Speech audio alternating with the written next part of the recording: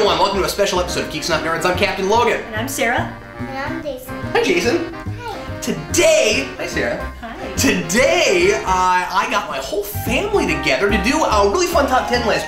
What we're doing today is the top 10 movies you would show your kids if somehow or rather you couldn't show them any other movies. A few years ago, Vince and I did a similar thing on a GNN where we each picked, I want to say we picked one movie to show your kids if you could only show them one movie. I picked Richard Donner's Superman. I don't remember what Vince picked. It might have been Ghostbusters. It might have... It's been a long time, and I didn't go back and reference the video before this, but anyway, so I thought it would be fun to extrapolate that video based on an article I read somewhat recently, a couple months ago now, from Entertainment Weekly, where they did like the top 55 most important movies to show kids. Or movies that were, you know, really good for kids. And I agree with a lot of stuff on that list. I really like that list. Sarah and I, for a while now, have been talking about doing something sort of related to that list. We thought about doing something, talking about the list, or watching some of those movies and reviewing them with Jayson. We're talking about doing that. We may actually go back to that list and do some of those and show them to Jayson and kind of get his reaction, but also talk about, you know, the validity, I mean, not the validity, but like you know, how important those movies really are for kids and that kind of thing. So what we thought we'd do today is our 10. This is not based on that list. We did not go back and refer to it. I know some of the things on there, but I wasn't really thinking that hard about that. We picked movies that are not superhero movies because we just do so much superhero stuff on this channel, and we thought it would be really kind of tough to I put superhero stuff in with this, and it not, for me, it not be mostly superhero or it's hard enough to narrow down without superhero. Without it, yeah. So we kicked that out. So basically, the idea is pretend you're Captain Logan, which is not hard for me, and pretend that you have kids. And that you have spent all of your money on the perfect, definitive, most amazing superhero movie collection ever, which I am working on. It is not quite that yet, but the best superhero comic book movie collection ever made. And so your kids are going to be able to grow up with all of those, but you only have enough money left over to buy 10 other movies. That's all you have left over because you spent everything you have, and you've lost your job, and nobody watches you on YouTube anymore, and you have no way to make an income whatsoever, and you're also just a head in a jar now, and none of you don't have limbs or anything, and you can't go to work. So pretend so noodle that, pretend like that's what's happened, and then make a list, and it would be fun to see other people's lists. Sarah and I each made one. So again, these are our top 10 movies we would show our kids if we could show them nothing but superhero movies and this. And we're gonna start with you. Okay. Oh, and also at the very end, Jayson has a list too. You might notice he's been playing with this piece of paper. We're gonna listen to Jayson's list at the end. He has picked his current, he's 40 years old, so this will probably change, but he has picked his current 10 favorite movies, and it's going to be fun to see if any of our stuff went up on his list, and just kind of compare it and see where Jayson is at right now of his just favorite movies that he has seen. Anyway, what I want to know from you before we get started is what your strategy was for this. Well, my strategy sort of started out being, okay, what are the movies that I'm always awestruck by when I meet somebody who hasn't seen this movie? Yeah, it's good. Where I'm talking with somebody and I mention something and they're like, oh, I've never seen that, and my jaw drops to the floor. So those were the first ones I added to my list. And then I came down to what are the ones that really influenced me in my childhood that I can't imagine having grown up without. You know, and just kind of, and I was also trying to get something from each category, so like different genres, trying to make sure it's more of a well-rounded list, where it's not just sci-fi or not just action or not just cartoons or whatever. I had a really similar process. Mine was like that too, and a lot of it for me also was cultural awareness. I tried to pick stuff that I felt like would be some of the harder things to get by in modern popular culture without, and some stuff that influenced me, but also there's a couple things on my list, and we'll talk about them when we get there, that I wished I'd grown up with. Oh, really? I had a couple of things like that. Yeah. I'm aching to see how we compare. What's your number 10? My number 10 is Monsters University. Really? It is the newest thing on my list. Yeah. And also the only one that I This is more of a category thing where I wanted a Disney or Pixar movie on my list. I wanted something animated. Disney and Pixar are my favorite animation go-to company. Yeah. But how do you pick? So I had that too. I could have gone all the way back to Snow White. I was thinking Cinderella for a while. Me too. I was thinking of some of my other favorite Disney movies. How do you pick Pixar? Because they're all awesome. So I just went Monsters University because that's what I landed on. But there are plenty of other things I could have put on there. Okay, my number 10 is gonna totally blindside you. Okay. I did the same thing you did with categories. There were a number of things. Now, I guess I'm giving away too much when I say this. I felt the need to go Disney and Pixar with mine, but and it's funny that you said like I felt like there needed to be something animated. I had a really tough time getting away from animated on mine. Yeah, but my number 10, I really felt the need to put a Western on here. Okay. And it's High Noon. Really? That's a good one. Which is, I'm not a big Western guy. Yeah, I know. If I had to pick a favorite Western, it's High Noon. Yeah. High Noon I put on the list because I think it's a really good movie for learning about filmmaking in general. It's a timeless film. It's one of those movies that stands up, it holds up. It was kind of between that and the silent Great Train Robbery. I thought about that too. Yeah. But I don't know what it is about that movie. I really like when it comes down to like all of what are now kind of the cliche like cops and robbers and like getting the two men that draw in the middle of town and all of that. I don't think it gets any better than High Noon. Yeah. I didn't put a Western on my list, and I like Westerns more than you did. Yeah, I'm surprised by that. I couldn't imagine a kid going through his childhood and not at least being introduced to the Western. Yeah. If I had put a Western on my list, it probably would have been El Dorado. And I've never seen El Dorado. You need to see it. Okay. It's awesome. I don't have a great deal of exposure to the genre, and so I picked one that I was confident in saying it's a classic. Yeah. Everybody seems to see it as almost part of film canon. I really appreciated that film when I saw it. Either El Dorado or Magnificent Seven, because that's one of your favorites. Really wow. So but I just schooled you on that. You should have had a Western.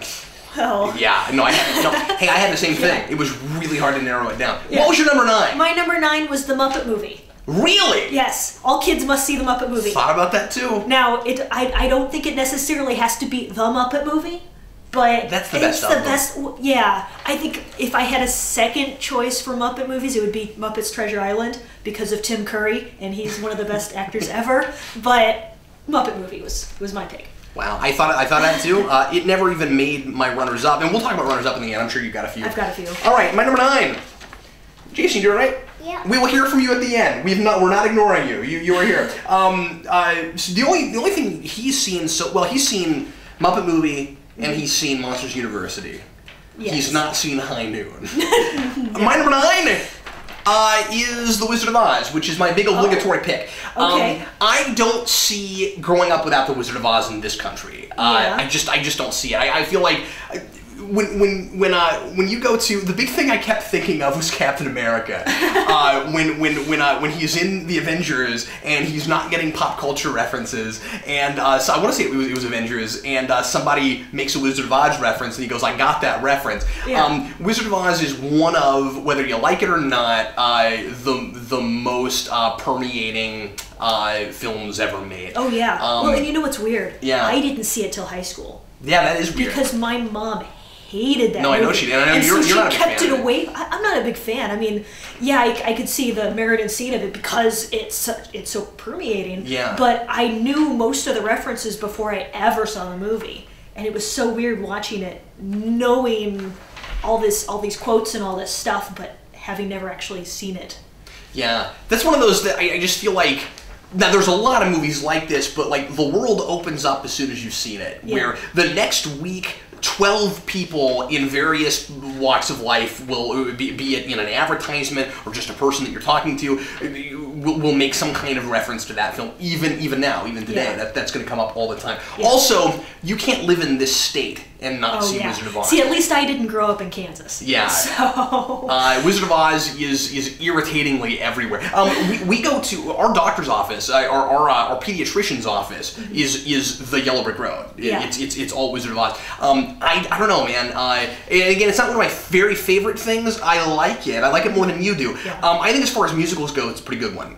There's some decent music in that movie. Yeah. I find some of the characters pretty charming. I like the wizard himself. Yeah. You get to the end, I think he's really super cool, and it's really ahead of its time. You know, I mean, it's one of the earliest. Certainly is that. Full color movies of that kind of, at least, you know, popularity, notoriety. It's colorful, it's beautiful, and it's got a lot of really cool set design and costume design. Yeah. You know, the one weird thing I could never wrap my mind around? Dorothy. Because she looks like she's 25, but I think she's supposed to be 12, like 12 or something. Yeah. So I don't know. That was just something I couldn't get past. That would be like if Ender in Ender's Game, we were still told was supposed to be like 6 or whatever he was in the book. Yeah. But anyway, all right. Where are we at now? Oh, I guess number my 8. Okay, my number 8 is Who Framed Roger Rabbit. Yeah. Because childhood classic. You've got to see that movie. It's just good and it's fun and that's one of those things that's hard for us not to say because it was so big in our childhoods. Yeah. But I think it's one of those that it holds up. It's going to stick around. Yeah. Also, if you could only see 10 movies, there are a lot of things that are inherently in a movie like that you wouldn't see otherwise necessarily.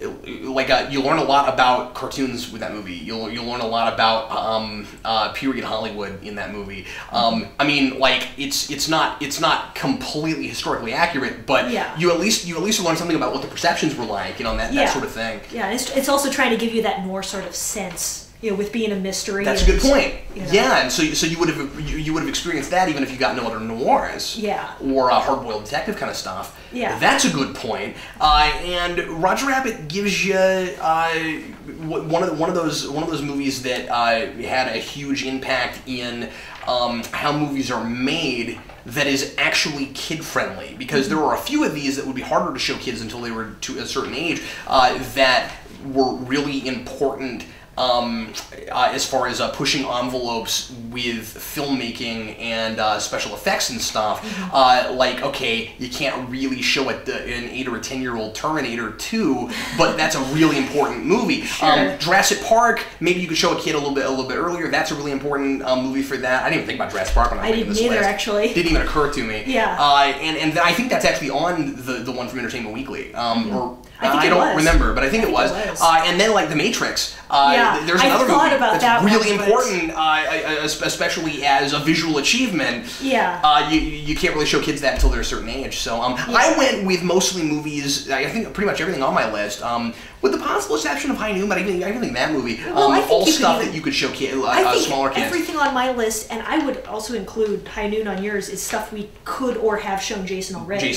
So, yeah, and he's 4. So yeah. Sure. Okay, my number 8 is Rocky. Yeah. I felt the need to put a drama on this list. Well, yeah, and that's a really good movie. And it's a really good movie. It's a really good character study. I wanted a character study here because that's very important to me. And that's the thing I was thinking of. Can you quit wrestling that? That's one of the things I was thinking of when I said a movie I wish I'd grown up with. I didn't see Rocky until I met you. Yeah. Weirdly, I'd always heard of it. Didn't really have any. It was sort of like Planet of the Apes, where like I just didn't have any interest in it. See, that was one of them I thought everybody saw. I wish I'd seen it. Yeah. I just saw it so many times growing up. I don't know what else needs to be said about Rocky. Down the road, if people ask for it, or somebody makes an official request, I may do that for like Rewind United or something. Yeah. Well, and you know what's great about, we were talking about genres, categories, whatever. Yeah. It falls under sports movie, even though that's a good point. It's better than most sports movies. Well, I'd rather show that to kids probably than like Angels in the Outfield. Oh yes. Or anything like that. The Mighty Ducks. Mighty Ducks. Yeah. Mighty Ducks is okay. Yeah, at best. How about Cool Runnings? I never saw that one. Okay. Number 7. Number 7, Ghostbusters. Ghostbusters. You can't get through life without seeing Ghostbusters. Just a great kids movie. It's a lot of fun. I'm sure Jayson would have put that on his, or Jayson, I'm sure Vince would have put that on his list. Yeah. That's one of my runners-up. I didn't actually end up putting it on my list, but I got really super close. I think that fills my comedy. So, my comedy quota. I had something else that fits mine. Do I? Well, some of these are just straight up comedies. I think I probably decided Roger Rabbit was my comedy. Well, fair enough. Next up, we're at number 7. Yes. I couldn't get away with not putting Charlotte's Web on the list. I thought about that, and I just didn't have a spot for it. Yeah, I didn't either, and finally I went, well, what's really funny is actually the spot I ended up filling was literary adaptation, but that's already kind of done for Wizard of Oz. Yeah. I mean, Wizard of Oz was kind of my classics category, so... Yeah. No, that's so good. And, you know, we need to get a copy, and that's one we haven't shown. No, I don't actually have a copy of that. That's one of those that I grew up with that I can't really imagine having not grown up with. I know. Yeah, me too. What's your 6? My 6 is Singin' in the Rain. I figured that would make your list. If there's gonna be a musical, it's gonna be that one. And, I mean, it's just a great movie anyway. So I like it a lot. I still think the last 20 or 30 minutes feels like an hour. Well, it's just that middle section where they are trying to show you what this movie's going to be like, and it's just so out of context and kind of draggy. Yeah, but and you could cut it almost. You pretty much could, and you wouldn't lose anything. But you know. That is one of the better musicals I've seen. I like it more than The Music Man, which is a movie I do like, but I think I like it more than that. I don't know if I like it more than My Fair Lady. I'm like this with those. Yeah. I used to be kind of vehemently against musicals. I didn't really care for them. Sometimes I would like the music, but I would feel like the music got in the way, where it's like we have story, and then we stop, and then we have music, and then we have story again. Or even worse is when what little story there is actually in the songs. I mean, you want the songs to actually push the story forward, and it's just like the action in an action movie. But then you have some musicals where all the talking scenes are just to transition from song to song. Like Oklahoma. Yeah. Oh man. There are some musicals like that. Yeah. You have turned me around a little bit on the musical. When I finally saw My Fair Lady, which I resisted and went into kicking and screaming, I don't know why that box has frilly pink art. It looks like it's only it looks like it's a sissy movie that's only for girls. It's not. It's a wonderful movie. If you've never seen My Fair Lady, especially I'm talking to the gentlemen in the audience. If you're like, oh, that's a girl, no, it's not. Watch that movie. Yeah. It's a movie for English. It's about language. It's for English, mate. I know. I love that. And especially if you're like me and you're feeling the degeneration of language and the whole like Twitter and text speak thing is driving you crazy. Watch that movie. You'll enjoy it. I think quite a bit. But I'm glad I finally sucked it up and watched that. Me too. Yeah. Really, it was just the box art that turned me off. Sure, and at the time that was the only copy I could find. But isn't that dumb? Why do they have to do it like that? They make it look like it's only for a particular demographic, and that's not cool. That movie's for everybody. Yeah, no, I agree. Anyway. So what was your 6?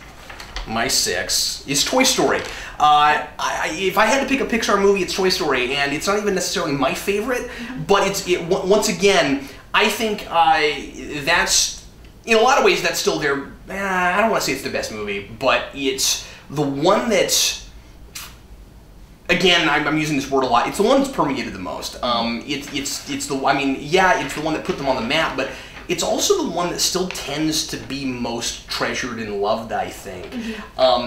Once again, if you had a kid that could only see one Pixar movie and you wanted to make sure that like, you know, he could fit in the culture because of the one Pixar movie you watched, that'd be the one, followed closely by probably Nemo.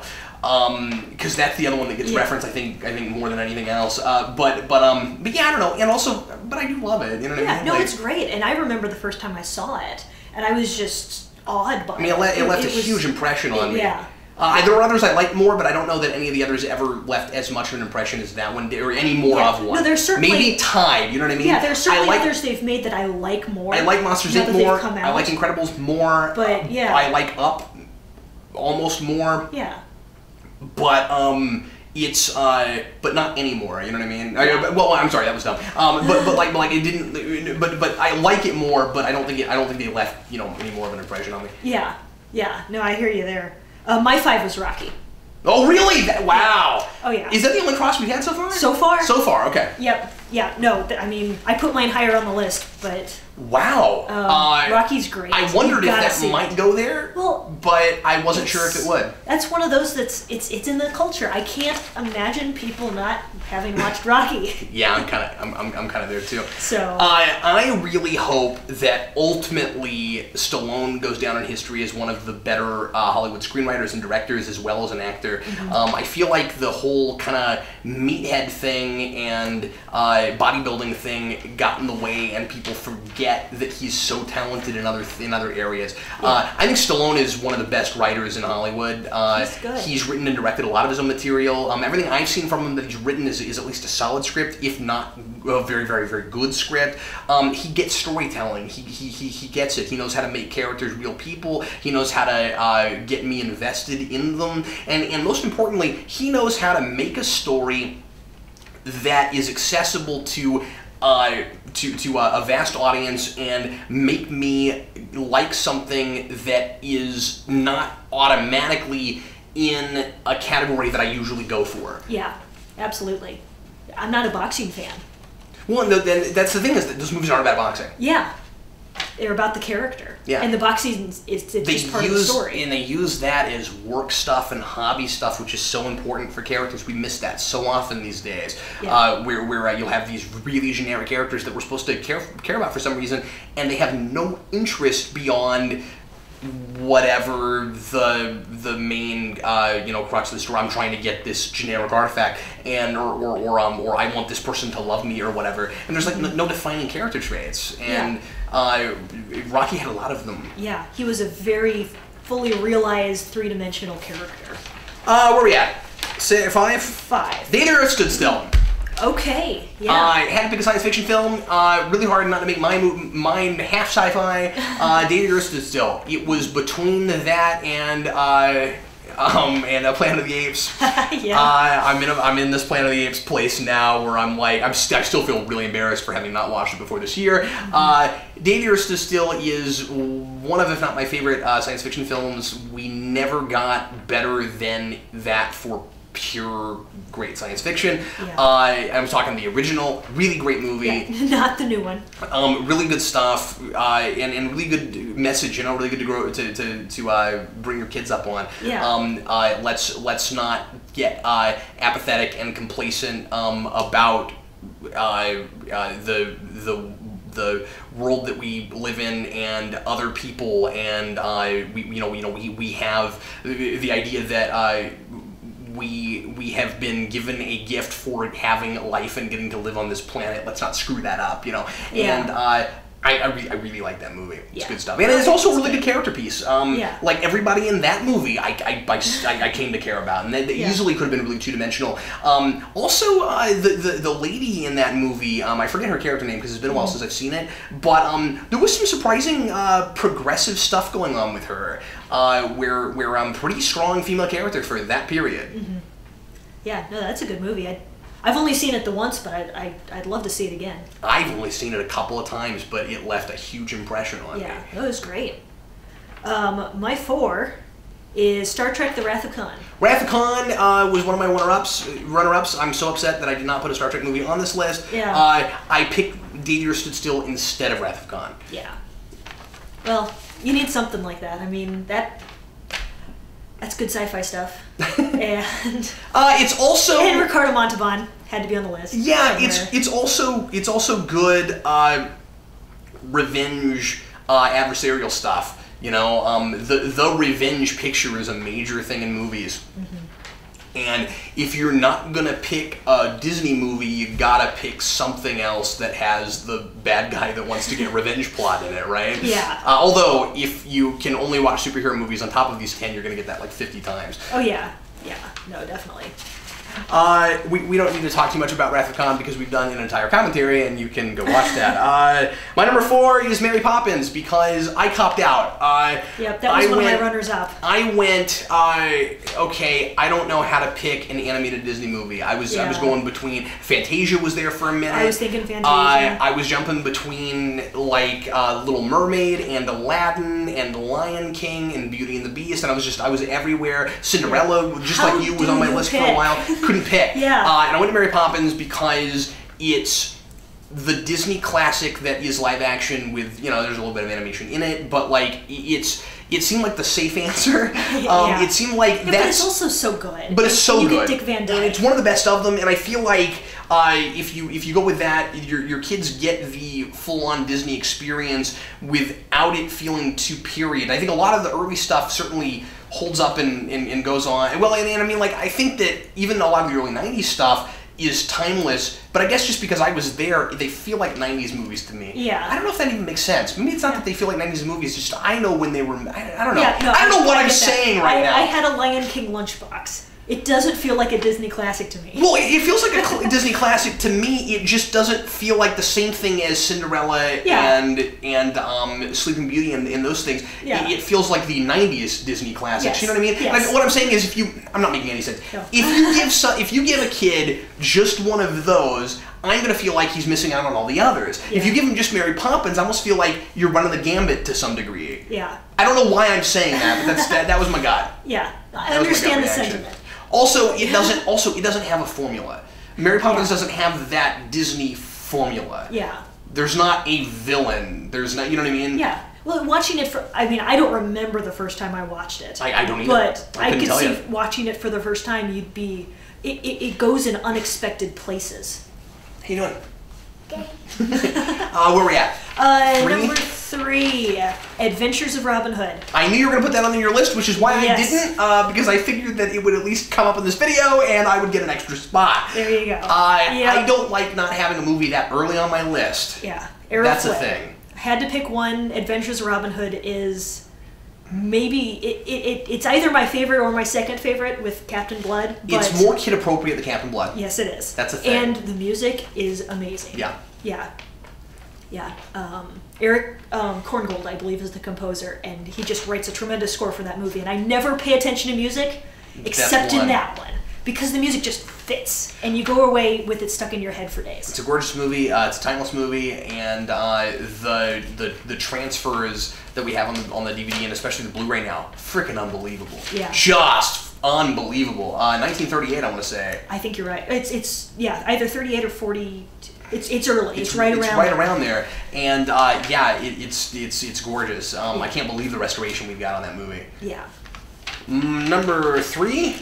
Yes. I can't believe the number of musicals on my list. That's nothing. Musicals on your list. I know. There's so many musicals. Well, I mean, I've already given you a couple. I know, but Wizard of Oz is a musical. Keep going. Charlotte's Web is a musical. Mary Poppins is a musical. But my favorite musical of all time is Willy Wonka and the Chocolate Factory. That made my runner-up list. And I couldn't not put that on the list. It was nearly my number 1. By the way, I should mention that the numbering on this is somewhat arbitrary because it was basically just, okay, you got 10 films, and because we picked them from different genres, a lot of the numbering is probably just the things we like the most, you know what I mean? It's probably just mostly by preference. But anyway, I've talked a little bit about Willy Wonka and the Chocolate Factory before. That's a movie I really want to write an analysis of at some point because I have a lot of ideas about that movie. Yeah. There's a lot going on in that, and it's quirky, and it's strange, and it's bizarre, but it's got a lot of things to say about corporate America and about the way that we raise our children, and I think there's a lot of common sense in that movie. Yeah. And I just love it. And the a lot of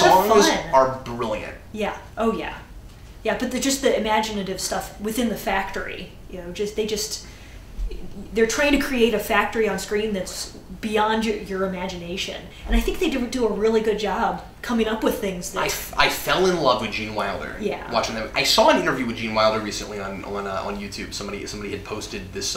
He was addressing some audience, and I forget what the occasion was, but it was like an hour-long question and answer session with Gene Wilder, and it was recent. It was just in the last couple of years, and he's looking pretty good. He's up in years now, but he's looking pretty good, and he's retired pretty much. He's not doing a lot, and he doesn't like the way we make movies now. He doesn't like all the profanity and stuff, and he has stayed away from movies for years and years just because he hasn't found a script that he likes. Oh wow, that's interesting. And that's the only reason he hasn't been acting. Yeah. And anyway, the reason I bring this up is because he said something in that I didn't know about, which was he read the script for Willy Wonka and the Chocolate Factory, and they wanted him. They came to him directly, and he said he wouldn't do it. This is so interesting. If memory serves, this is what he said. He said he wouldn't do that movie unless he was allowed to do the bit when he's introduced where he does the drop and roll. Really? He said that was so important to him to establish the character in the way he wanted to play that character. Yeah. Because that was going to inform everything else about that character, and he said if he couldn't do the drop and roll, he didn't want it. Wow. Yeah, that's fascinating stuff. We're at number 2, yes? Yes. All right. Indiana Jones, Raiders of the Lost Ark. So you got to have an adventure film, You and do? that was a thing that I don't know that I really satisfied. Yeah, and everyone needs to see Indiana Jones. Not one of my favorite things, but I get why it's important. Yeah, and I picked Raiders because it's the definitive one. Oh yeah, sure. Although my favorite really is Last Crusade, but that's my favorite. Yeah. So, but you gotta pick one. So. Once again, if that was the only adventure movie of that type that you saw, although I will say that you doubled up because Robin Hood counts in the same category. Yes, but but one of them's they're different. They're different, but I'm just saying you satisfied adventure a lot, and I like adventure. Didn't, and I satisfied Adventures musical. are cool for kids. For some reason, musical showed up more on my list, but you have a couple. You got the Muppet movie and stuff, but yeah. Oh, I got 2. Yeah, then the Muppet movie and Singing in the Rain. The thing about Indiana Jones is that covers that whole adventure serial thing. It's a throwback, so you just like with Robin Hood giving you some noir, that gives you some of that period. You mean without Roger Rabbit. What did I say? Robin Hood? Roger Rabbit gives you some of that noir. It'd be really funny if Robin Hood was remade as a period Someone noir should film. totally try that. I don't know if it would work. Yeah, with like the voiceovers that sound like what's the old the old hard-boiled detective show that has all the voiceovers. You know what I'm talking about. No. It's a show you used to watch that I never watched. Dragnet. Oh, Dragnet. Yeah, okay. Oh, it's like we're Dragnet. talking about that. Yeah, it's like you do Robin Hood with Dragnet voiceovers. Yeah, I'm not sure I'm picturing that, but I want to see it done. What are you talking about? It writes itself. All right, my number 2 is Roger Rabbit, just a lot higher on the list. I couldn't not put that on there. Yeah, fair enough. All right, folks, we're down to number 1, and then we're going to hear what Jayson's top 10 current movies. Sarah, is your number 1 my number 1? Likely, because otherwise I'm surprised this is not on your list.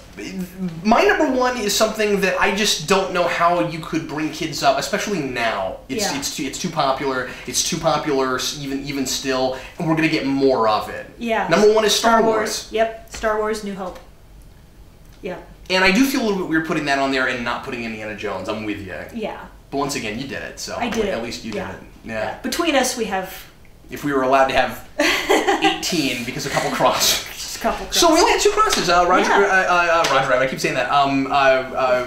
We had Rocky. We had Rocky. We had Roger Rabbit. We had Rocky. Oh yeah, I guess those are the 2 crosses. Sorry, those are the 2 crosses. Yeah, that's what we had. I'm surprised we didn't cross more, actually. Our runners up do. Yeah, I had a lot on my runners up list. So let's throw out some of the things that we really wanted to put on. I could not find a spot for the Lego Movie. I wanted to do it so bad, and I just could not find a spot for it. Yeah, really, most of my runners up were on your list, which really? is great. That's awesome. The one thing that I didn't get on my list that you wouldn't have put on your list was something Harryhausen. One in Harryhausen, so probably either Clash of the Titans or The Seventh Voyage of Sinbad. I had the same thing. There were things on my runners-up list that made your list. Ghostbusters was on your list. Wrath of Khan was on your list. Planet of the Apes, like I said earlier, I really thought about. Fantasia, I really thought about. Back to the Future, it hurts my feelings that I couldn't find a place for it. And I was very surprised not to see that on your list. Yeah, well, other stuff just kept kicking it off. I think the deal for me was it seemed like almost overkill having Back to the Future and Roger Rabbit. Yeah.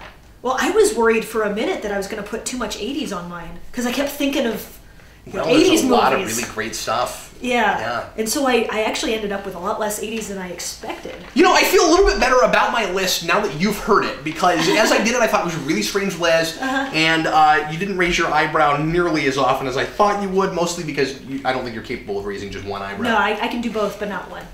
I think everyone can do both. My you know people who can't raise their eyebrows? When I was in first grade, could only raise one eyebrow. That's got to be a condition. She could not raise the other. That's a condition. There's no. All right, now that we have given you our top 10 movies that we would show our kids, if that's all we were allowed to show them, we're gonna listen to Jayson's list of the 10 movies that he likes the most at this moment in time. Jayson, are you ready? Yep. Let's see how many made our list or made our runners-up. Jayson, what is your first one? My first. These aren't ranked. He just wrote them. Go ahead. Am I on 10? Yes, this would be 10. Go ahead. My first one is Disney Pixar Up. Up. Yep. Yep. You saw Up for the first time a few weeks ago when Jeff and I reviewed that. Yeah. Uh-huh. What's your next one? My next one is Disney Pixar Cars. Cars? Mm-hmm. Do you have a lot of Disney and Pixar movies on your list? No. No? But I have just 2 of them. But I'm sure he put other Disney movies on his list. Go ahead, Jayson. Next one is Ghostbusters. Oh, okay. Oh, yeah. He got you. We got Ghostbusters. All right, there's one. And then... Wait, give another one on that side. Give another one on that side. But that's my... But... What, you want to put that in a different place on your list? Yeah. Okay, keep going. Whatever. All right, don't forget it. Next one is Finding Nemo. Okay, that's another Pixar movie. So you got Finding Nemo. All right. Disney... Pretty typical kids list so far. Disney Frozen. Frozen. Yep, that was one of Jason's movies, our favorite movies last year. And Lego Movie. And a Lego movie. Disney Robin Hood. Robin Hood. Oh, and that's one of my favorite Disney movies. But you couldn't have put 2 Robin Hoods on your list. I thought about it. Did you really? I did think oh about my god, wow. That's one of the more obscure ones. I mean, that's one of the Disney movies people don't talk about. But it's just such a big movie for me. When I was growing up, I couldn't decide which one I liked more. The Errol Flynn Robin Hood or the Disney Robin Hood. It's good. I think the whole doing it with anthropomorphic animals is kind of a cool idea. Yeah, I always liked it. I mean, like, personified animals. I don't know what I'm talking about. Personified animals. Yeah, I don't know. But it's not one you hear a lot about. It's not Fox and the Hound or anything, but... Okay, so next one is Hitchhiker's Guide to the Galaxy. Wow. Yeah, well... I'm surprised that made an impression on him. Me too. Yeah, I think we just watched it a couple months ago. You showed it to him. Yeah. What else you got? I got Mary Poppins. I got that one. You got one. All right, cool. I got one. Yeah. And you got one more, right? This is my original one. Your original one? What does that mean? His first one? His favorite one? Oh, his favorite. Okay, all right. This is it. Michael Jackson's This Is It? Yep. Well, that would be the only movie on any of our lists that is non-fiction. Yes. I gotta say, I did consider. I did sit there for a couple minutes and think, is there anything non-fiction that ought to go on the list? Yeah? And nothing came to me. Yeah, I didn't even think to go that direction. I thought about it for a second. Yeah. But yeah, Jason's on a huge Michael Jackson kick. If you don't know about that, we posted a video a couple weeks ago of him dancing to Michael Jackson song, and he's watched that movie 3 times now since I first showed it to him. Yeah, I think we bought it, what, 2 weeks ago? Maybe About a month ago. A month ago. Hasn't been that long. Anyway, we would love to see your list. If there are 10 movies that you can come up with that you would show your kids if you couldn't show them anything else that are not superhero, and put those in the comments. Let's see them. I'm excited to see what people have to say. Jayson, thanks for coming on our video and reading your list.